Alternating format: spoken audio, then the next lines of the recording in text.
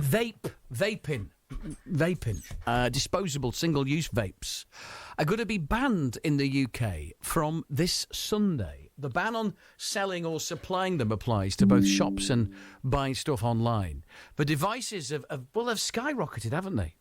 Everyone's puffing away on a vape.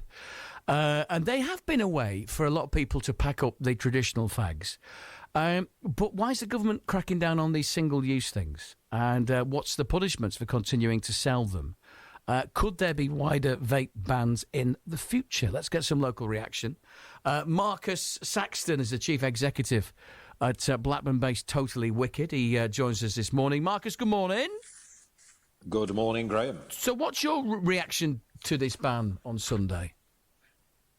We've certainly been aware that this has been coming for quite some time, as the wider industry has, so we're certainly well prepared. It's not been an easy logistical plan to get from where we were, and lots of consumers requiring this to make sure that they are fully sold through by the point of Sunday, but certainly we and many of the wider industry will ensure that that is the case and adhere by the rules. Ultimately, as you said in your narrative there, it's helped many smokers switch, but the environmental impact of these products that can't be refilled or recharged has been a catastrophe on that level. Not enough people have been returning them, and not enough shops have been making consumers aware you can do. So on balance, this is the right thing, as long as we ensure people don't return to smoking. So have you seen people panic buying before Sunday? It's a bit scaremongering to say panic buying. I mean, consumers do, in a number of cases, despite there being alternatives available for whatever reason, and certainly in our shops we've been advising them for a long, long time that this is the most expensive way to vape, let alone the environmental impact. So they've transitioned successfully onto something that is rechargeable and refillable. But for some people, they do prefer these for a night out rather than going and buying 10 cigarettes or cadging them off a friend. Then they prefer to use these for the night or a couple of days. So there has been some people that have certainly stocked up a little bit, but I think it'd be an exaggeration to say sort of panic buying.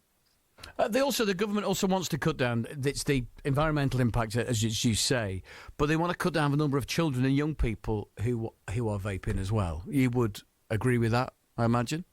Yeah, as you say, primary role is environmental. Secondary, and the reason I had caution, is it's illegal today, as we've spoken before, to sell to under 18s these products. So people that are prepared to do that, is this really going to stop them? And there are rechargeable devices that are available. So all we'd say is it is illegal tomorrow, as it is today, to sell to under 18s, and it's retailers' responsibility to ensure whether it's a single use that will be banned on Sunday or a rechargeable refillable. Don't sell these things to children. Are more people now turning to vaping to pack up the fags?